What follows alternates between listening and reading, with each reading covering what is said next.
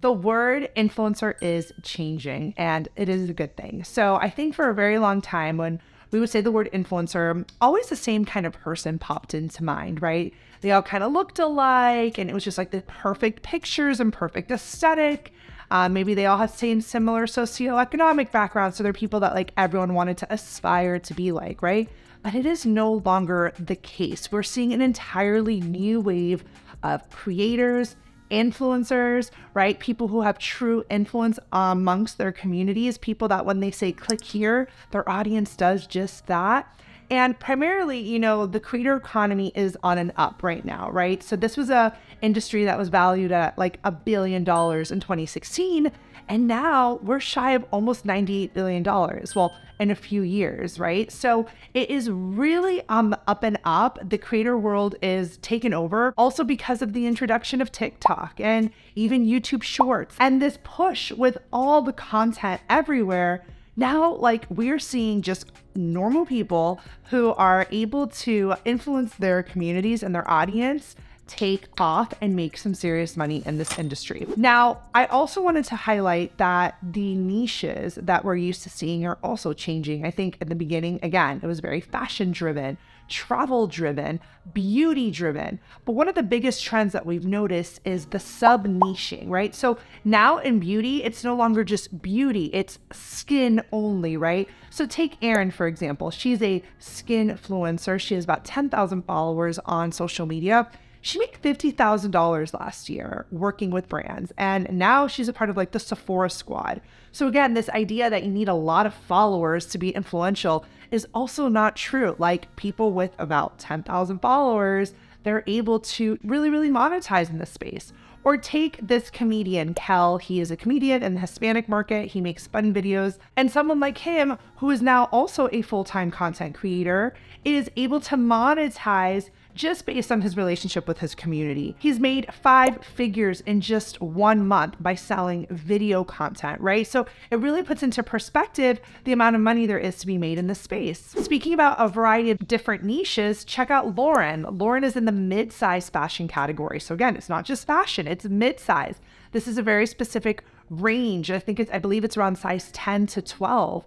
So she is really monetizing and being an expert in this space of fashion. Again, made over $16,000 in a few months, positioning her influence. So what I love about this is whether you're a pet influencer, you are a DIY influencer, you're a nurse that wants to keep your job but maybe make an additional income, influencing is no longer what it kind of used to be. Now, it's people just being smart about their audiences. It's people saying, wait a second, I got people who come to me for something, right? There's humans in this world, whether it's 1,000 followers or tens of thousands of followers. I got people to come to me for something.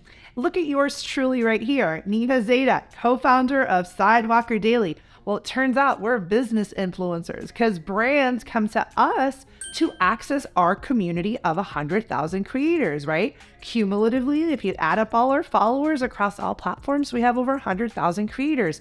Brands want access to those creators, so they come through us. So the point of this video is to encourage people in the different niches, people who aren't maybe mainstream per se, to encourage the regular people like you and me that love what we do. We're shining in an area, we have an audience, and we're like, wait a second, can I monetize this audience?